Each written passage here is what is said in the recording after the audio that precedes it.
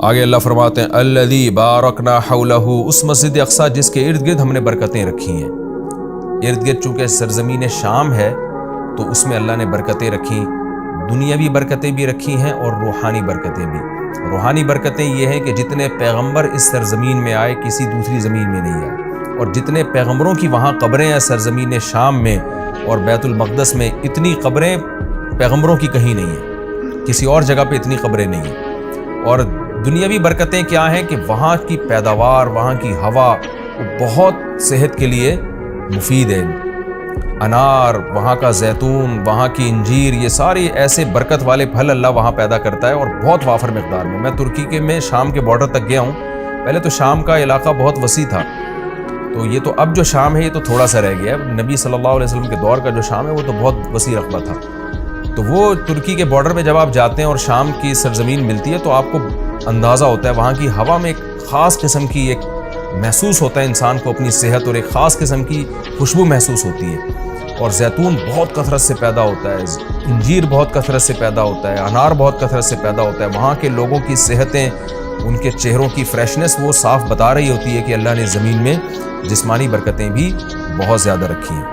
اور علماء نے لکھا ہے کہ اللہ نے جب یہ بتایا نا کہ مسجد اقصی کے ارد گرد برکتیں، تو اس سے خود بخود یہ ثابت ہوتا ہے کہ جس مسجد کے مبارک ہونے کی وجہ سے اس کے ارد گرد اتنی برکتیں ہیں تو خود اس مسجد میں کتنی برکتیں ہوں گی۔ تو وہ مسجد بہت زیادہ برکت والی ہے۔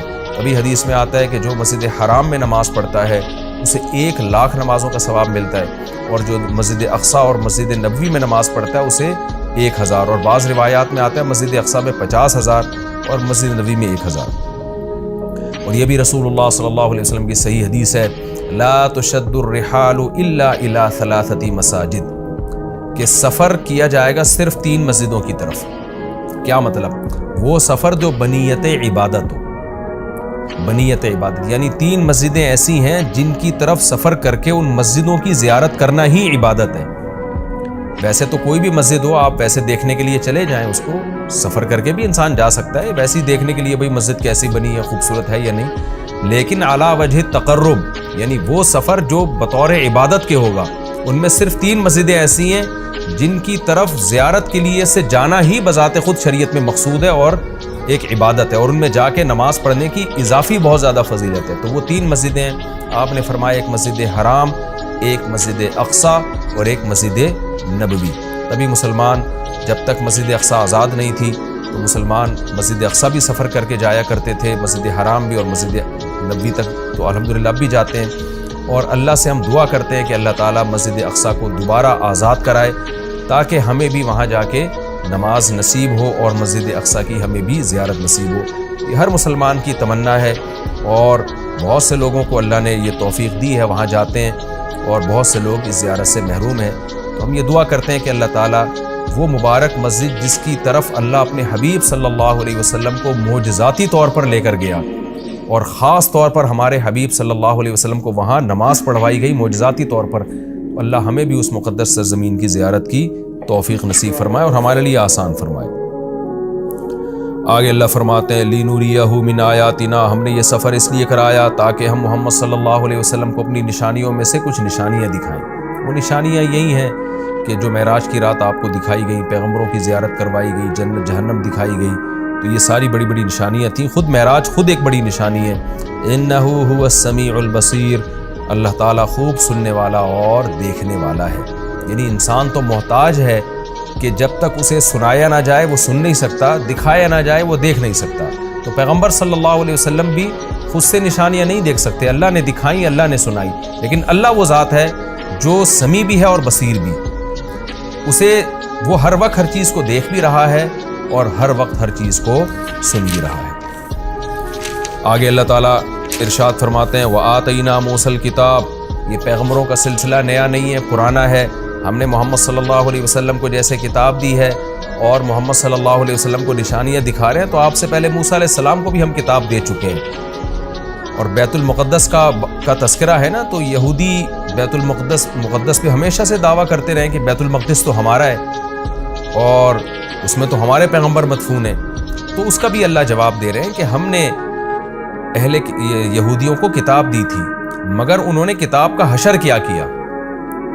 تو تو آگے پورے رکوع میں اسی کی تفصیل ہے کہ کس طرح انہوں نے خدا کی نافرمانی کی ہے، جس کے نتیجے میں اللہ نے ان سے یہ خلافت چھینی ہے اور بیت المقدس ان سے چھینا گیا ہے، اسی کا تذکرہ ہے۔ وَآتَيْنَا مُوسَى الْكِتَابَ، ہم نے موسیٰ کو کتاب دی، وَجَعَلْنَاهُ هُدًى، اور ہم نے ہدایت بنایا تھا اس کتاب کو، لِبَنِي اسرائیل، بنی اسرائیل کے لیے، اللہ تتخذوا من دونی وکیلا، اور ان سے کہا تھا میرے سوا کسی کو کارساز نہ بنانا، اللہ ہی سے دوستی لگانا، اللہ ہی کو اپنا وکیل یعنی کارساز سمجھنا کہ اللہ ہی تمہارے کام بنائے گا بگاڑے گا، لہذا اللہ ہی سے بنا کے رکھنا ہے۔ وکیل کہتے ہیں جو آپ کے کام بنانے والا ہوتا ہے۔ تو جب اللہ پہ اعتماد اور توکل کرو گے، اللہ ہی کو کارساز سمجھو گے، تو پھر ظاہر ہے اس کی اطاعت بھی کرو گے نا، مگر یہودیوں نے ایسا نہیں کیا۔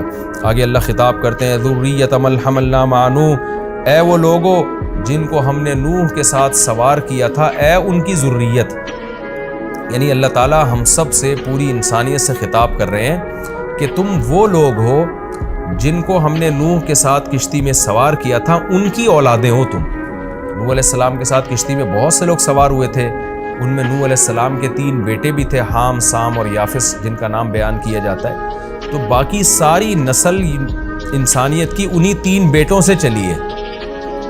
تو وہ چونکہ کشتی میں نوح علیہ السلام کے ساتھ سوار تھے، اس لیے اللہ نے کہا کہ تم اے انسانوں، تم ان کی نسلیں ہو جن کو نوح علیہ السلام کے ساتھ ہم نے کشتی میں سوار کیا تھا، جو ان کے 3 بیٹے تھے۔ تو گویا اللہ کا بہت بڑا احسان ہے کہ تمہارے جو باپ دادے تھے نا، نوح علیہ السلام اور ان کے 3 بیٹے، وہ تو شکر گزار بندے تھے، جن کے شکر گزاری کی وجہ سے پوری انسانیت کو تباہ کر کے ہم نے چند لوگوں کو کشتی میں سوار کیا تھا، آگے تم انہی کی نسلیں ہو۔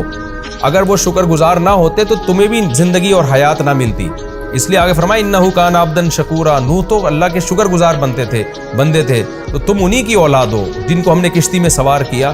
تو گویا کشتی میں سوار کرنے والوں پر بھی ہم نے احسان کیا اور تم پر بھی ہم نے احسان کیا، کیونکہ اگر ان کو ہم کشتی میں سوار نہ کرتے اور طوفان میں غرق کر دیتے تو تم بھی پیدا نہ ہوتے۔ تو اللہ تعالیٰ ہمیں ترغیب دے رہے ہیں کہ تمہارے باپ شکر گزار تھے، جن کی وجہ سے ان کو اور ان کے بیٹوں کو میں نے کشتی میں سوار کر کے بچایا، تو انہی کی وجہ سے میں نے تمہیں بھی بچایا۔ تو اے ان لوگوں کی ذریت، اے ان لوگوں کی نسلوں جن کو میں نے نوح کے ساتھ کشتی میں سوار کیا تھا، نوح شکر گزار آدمی تھے۔ تو کیا مطلب؟ تم بھی میری ان آیات کو غور سے سنو اور تم بھی شکر گزار بنو۔ تو آگے نیا مضمون شروع ہو رہا ہے، وَقَضَيْنَا إِلَىٰ بَنِي إِسْرَائِيلَ فِي الْكِتَابِ لَتُفْسِدُنَّ فِي الْأَرْضِ مَرَّتَيْنِ۔ اس میں نیا مضمون ہے کہ ہم نے بنی اسرائیل کو بتا دیا تھا کہ تم زمین میں فساد مچاؤ گے، تم ناشکری کرو گے، جس کی وجہ سے تم پر اللہ کے عذاب آئیں گے۔ تو بنی اسرائیل نے ان باتوں پر عمل نہیں کیا جس کی وجہ سے ان پر قوم مسلط ہو کر ان کو عذاب چکاتی گئی۔